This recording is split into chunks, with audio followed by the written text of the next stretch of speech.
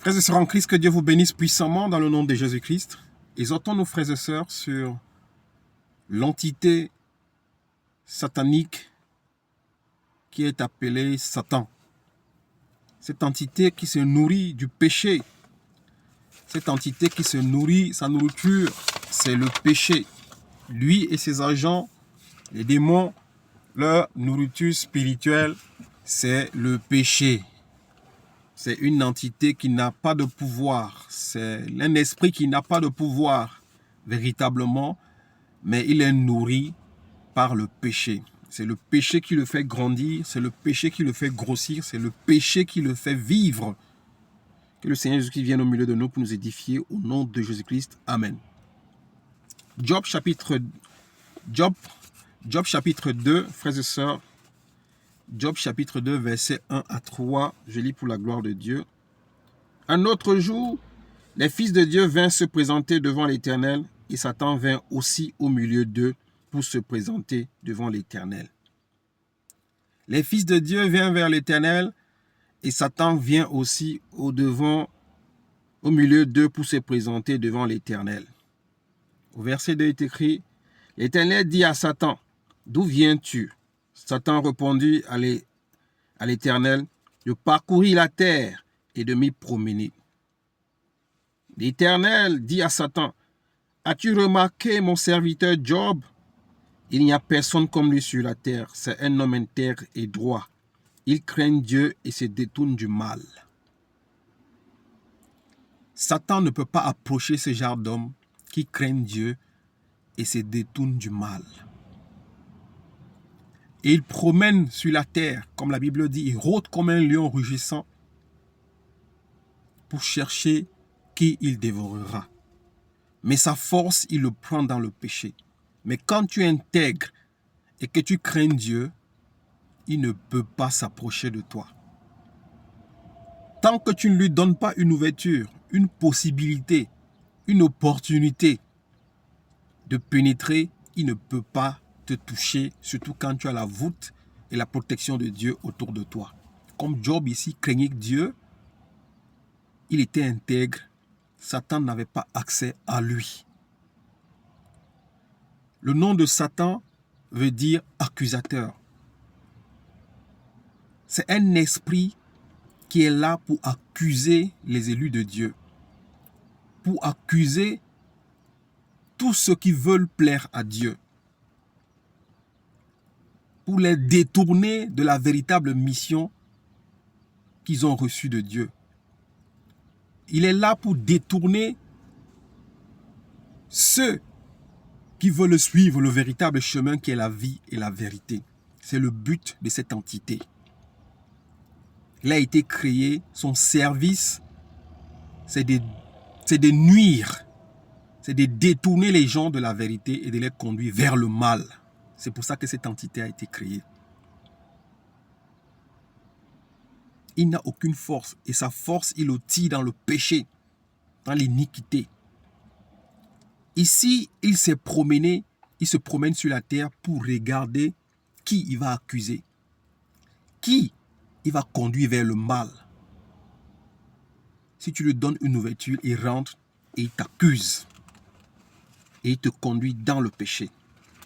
Nous allons voir encore quelqu'un d'autre ici que Satan a voulu accuser quand il a été appelé pour servir Dieu.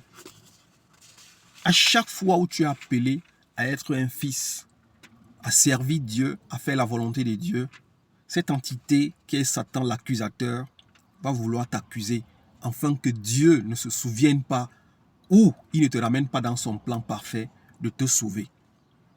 À l'exemple de Zacharie, le livre de Zacharie chapitre 3, nous allons voir Josué ici que Dieu avait choisi de faire rentrer le peuple à la terre promise après Moïse. Nous allons voir que à l'instant où Dieu veut consacrer Josué, Satan va venir faire son travail, l'accuser, pour montrer à Dieu que non, il n'est pas parfait. Alors que Dieu, lui, nous prend dans l'imparfait pour nous rendre parfaits. Zacharie chapitre 3, Verset 1 à 3, il est écrit, « Il m'a fait voir le grand prêtre Josué debout devant l'ange de l'Éternel et Satan qui se tenait à sa droite pour l'accuser. » C'est le rôle de Satan. C'est de t'empêcher à rentrer dans la grâce, dans la gloire et dans la puissance de Dieu. Ici, Dieu a fait voir à Zacharie, le grand prêtre Josué, debout devant l'ange de l'Éternel qui se tenait à sa droite. Debout devant l'ange de l'Éternel. Et Satan qui se tenait à sa droite pour l'accuser. C'est son travail, c'est d'accuser les enfants de Dieu pour rappeler à Dieu que non, il est un pécheur. Rappeler à Dieu que non, tel est un pécheur. Tel a fait ceci, tel a fait cela. Ne l'accorde pas ta grâce. Ne le délivre pas, ne le sauve pas. Ne le soigne pas, ne le guérit pas. Parce qu'il est un pécheur. Il rappelle nos péchés. C'est la même chose avec les pierres. Tout à l'heure, nous allons le voir. Je continue ici. Satan, je continue au dé. L'Éternel dit à Satan. L'Éternel ici, c'est l'ange. C'est l'ange qui réprimande maintenant Satan parce que à cause de son œuvre de venir accuser Josué, que Dieu veut faire un grand prêtre pour conduire son peuple, pour diriger son peuple. L'Éternel dit à Satan, c'est l'ange qui parle, que l'Éternel te réduise en silence, Satan. Que l'Éternel te réduise au silence. Lui qui a choisi Jérusalem, celui-ci n'est-il pas un bout de bois arraché au feu? Nous sommes des bouts de bois qui ont été arrachés au feu, à la géhenne qui était prévue pour nous. Et Satan n'est pas content, parce que Dieu nous a sauvés de la géhenne qui nous attendait, du feu qui nous attendait. Alors son but, c'est de tourner autour de nous pour nous ramener vers ce feu, afin que nous quittons le bon chemin pour retourner à ce que nous étions. L'ange dit ici, celui-ci n'est-il pas un bout de bois arraché au feu? Un enfant qui est délivré pour servir Dieu, tu veux l'accuser? L'ange dit que Dieu te réprimande. Que Dieu te réprimande dans ton rôle d'accusateur. Que Dieu te réprimande.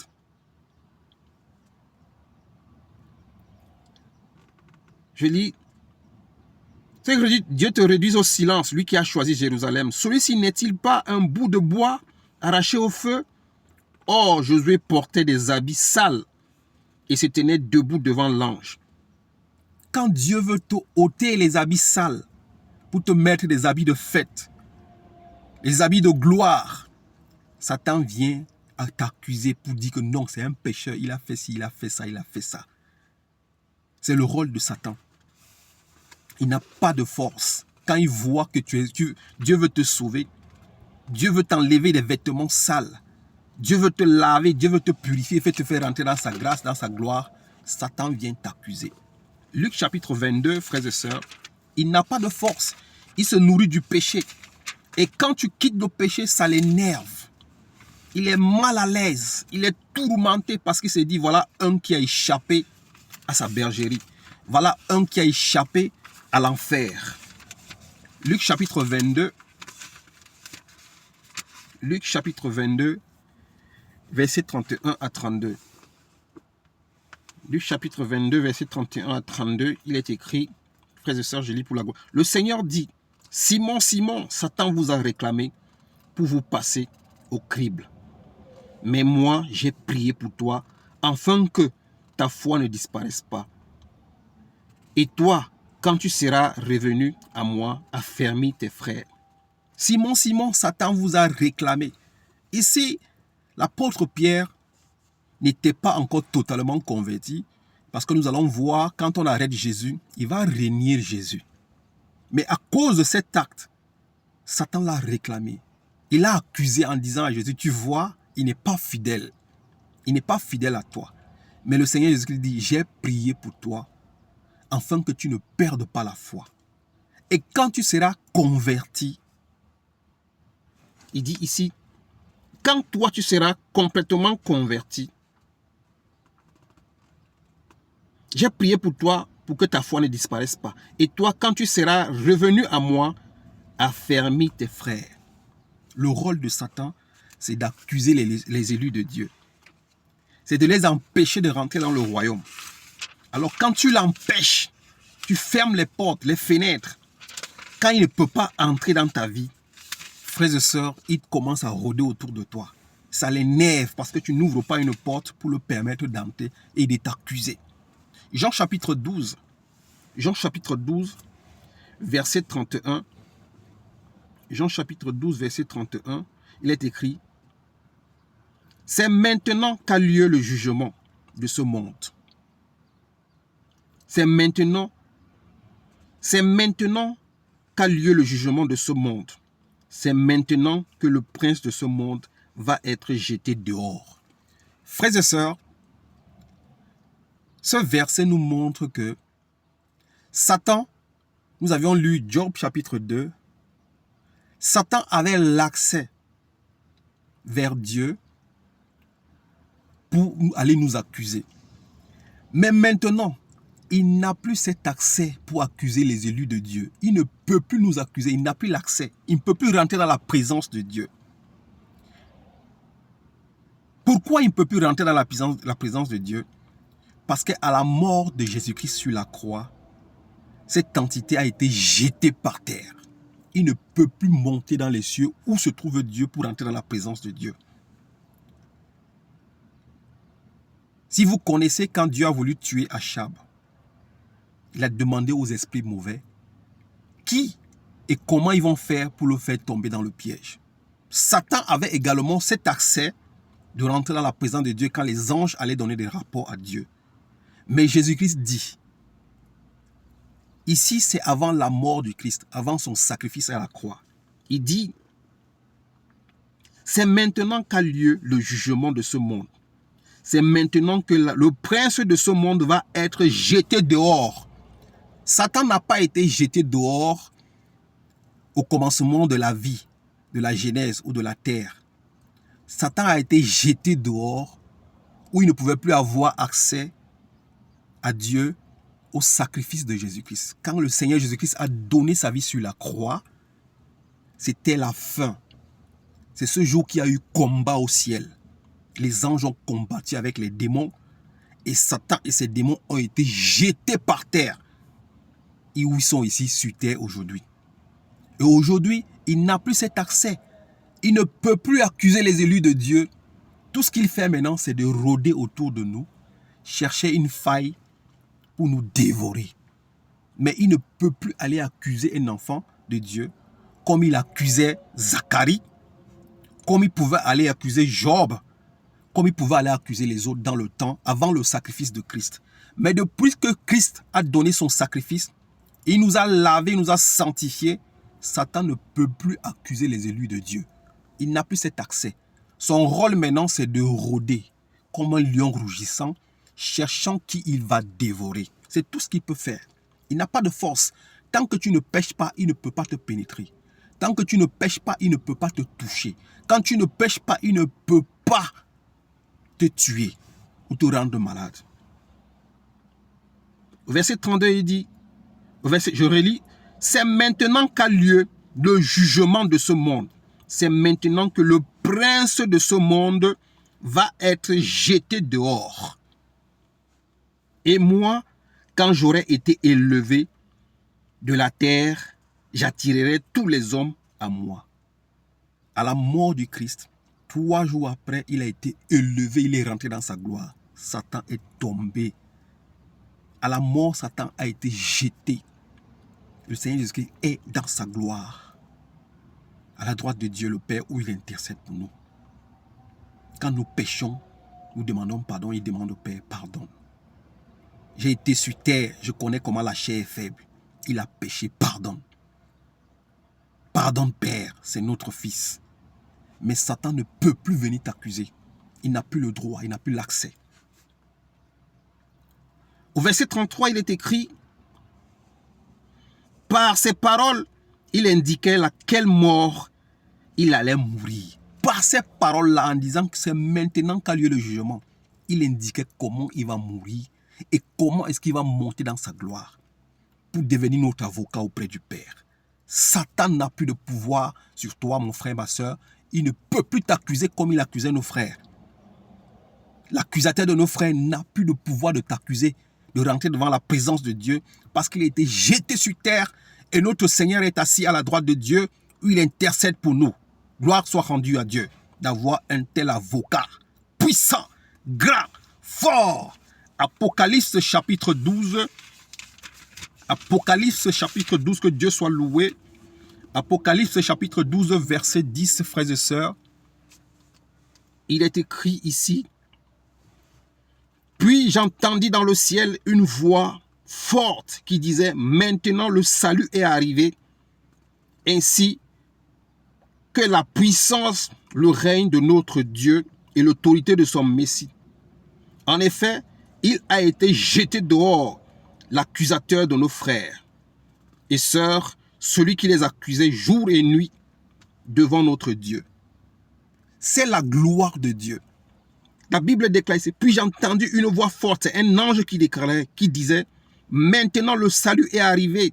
Le salut est arrivé quand Jésus-Christ a offert le sacrifice divin de sa vie sur la croix. Satan a été jeté dehors. Et il continue ici: le salut est arrivé, ainsi que la puissance, le règne de notre Dieu et l'autorité de son Messie. Ainsi, il a été jeté dehors. À la mort de Christ, Satan a été jeté dehors. Il les a emportés dans un cortège triomphant, lui et ses agents. L'accusateur de nos frères et sœurs, celui qui les accusait, jour et nuit, il avait la possibilité d'accuser nos frères et sœurs jour et nuit. Et cette possibilité est finie. L'accusateur de nos frères, celui qui les accusait jour et nuit devant Dieu. Et il continue en bas: ils l'ont vaincu grâce au sang de l'agneau et grâce à la parole de leur témoignage. Nous l'avions vaincu grâce au sang de l'agneau. Il ne peut plus nous accuser parce que grâce au sang de l'agneau et du témoignage de notre Seigneur et Sauveur Jésus-Christ et notre témoignage, il est vaincu. L'accusateur de nos frères qui les accusait jour et nuit ne peut plus les accuser. Il ne peut plus nous accuser parce qu'il a été jeté dehors. Quelle grâce! Mon frère, maintenant il rôde seulement comme un lion rugissant cherchant qu'il va dévorer. Ne le permets pas, ne le donne pas l'occasion de te dévorer. Ne le donne pas l'occasion de te retirer ta grâce. Ne lui donne pas l'occasion de te ramener à ce que tu as vomi. Ne lui donne pas l'occasion de te faire rentrer dans sa bergerie, dans son enclos. Jean chapitre 16, verset 33. Jean chapitre 16, verset 33. Je lis pour la gloire de Dieu. Il est écrit ici, au nom de Jésus-Christ, c'est la parole de vie que nous lisons. Il est écrit: oh Seigneur, sois loué. Je vous ai dit cela afin que vous ayez la paix à moi. Vous aurez des souffrances. Vous allez à souffrir dans le monde, mais prenez courage. Moi, j'ai vaincu le monde. Le Seigneur Jésus-Christ nous rassure ici. Il nous dit toutes ces choses pour que nous ayons la paix en lui. Nous aurons des tribulations. Nous aurons des problèmes.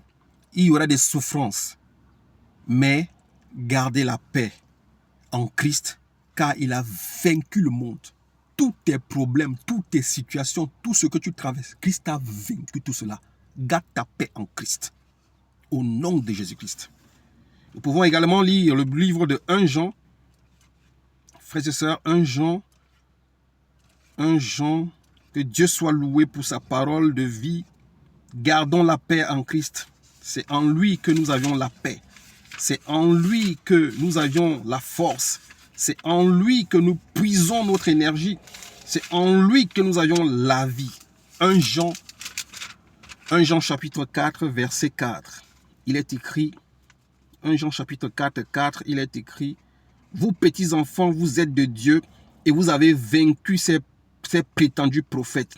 Nous avions vaincu les prétendus faux prophètes. Nous avions vaincu Satan et ses démons. Nous sommes de Dieu. Ayez la grâce d'adorer Dieu tous les jours parce que nous avions vaincu le malin et nous avions vaincu ces prétendus faux prophètes. Nous avions vaincu ces agents. 1 Jean chapitre 5 verset 18. 1 Jean chapitre 5. 1 Jean 1 Jean 5, 18, il est écrit, 1 Jean 5, 18, je lis pour la gloire de Dieu, il est écrit ici, nous savons que si quelqu'un est né de Dieu, il ne pêche pas. Au contraire, celui qui est né de Dieu se garde lui-même. Et le malin ne le touche pas. Nous savions que celui qui est né de Dieu ne pêche pas. Il ne pratique pas une vie de pécheur. Et le malin, il se garde lui-même et le malin ne le touche pas. Tu as reçu les arbres. Tu as reçu la grâce. Tu as reçu les possibilités. Étant enfant de Dieu, né de nouveau, de te garder toi-même. Et le malin ne te touchera pas. C'est la parole de Dieu qui le déclare. 1 Pierre chapitre 5. 1 Pierre chapitre 5, frères et sœurs. 1 Pierre chapitre 5, verset 18. 1 Pierre 5, 18. Il est écrit, je lis pour la gloire de Dieu, Dieu soit béni. 1 Pierre chapitre 5, verset 8 à 9, pardon, j'ai dit 18. Soyez sobres, restez vigilants. Votre adversaire, le diable, rôde comme un lion rougissant, cherchant qui y dévorera. Voilà le rôle qu'il a maintenant. C'est de rôder comme un lion rugissant et chercher qui il va dévorer. Mais la Bible nous demande, la parole de Dieu nous demande, restez sobres, soyons vigilants. Ne lui donnez pas l'occasion de nous atteindre. Car si tu donnes l'occasion de t'atteindre, il va finir avec toi. Tu donnes l'occasion de t'atteindre, il va finir avec toi. Au verset 9, il dit, résistez-le, résistez-lui avec une foi ferme, une foi inébranlable. Résistez-lui avec une foi inébranlable. Dans toutes les épreuves, dans toute situation, résiste-lui avec une foi inébranlable et il s'enfuira loin de toi. 1 Jean, pour finir, finissons. 1 Jean chapitre 5. 1 Jean chapitre 5, 19 à 20. 1 Jean chapitre 5. 1 Jean chapitre 5, verset 19 à 20. Je lis pour la gloire de Dieu, il est écrit. Nous savons que nous sommes de Dieu et que le monde entier est sous la puissance du mal. Ça, nous le savons. Nous savons que nous sommes de Dieu, mais le monde entier est sous la puissance du mal. Ici sur terre, c'est Satan qui domine. C'est lui qui règne, parce qu'il a été jeté, lui et ses démons. Mais au verset 20, mais nous savons aussi que le Fils de Dieu est venu, nous a donné l'intelligence pour connaître le vrai Dieu, et nous sommes unis au vrai Dieu, si nous sommes unis à son Fils Jésus-Christ. C'est lui qui règne sur terre. Mais nous savons aussi que le Fils de Dieu est venu et il nous a conduits vers le véritable. Et nous sommes dans le véritable, en Christ et Jésus. Alors mon frère, ma soeur, ancre-toi en Christ et Jésus parce que tu es dans le véritable. Malgré que le monde entier est sous la puissance du malin, mais le Fils de Dieu est venu nous conduire à la vérité et il nous a montré le véritable. Et nous sommes dans le véritable en Christ et Jésus-Christ. Restons dans le véritable. Ne nous laissons pas ébranler, ne nous laissons pas effrayer. Que Dieu vous bénisse au nom de Jésus-Christ. Amen.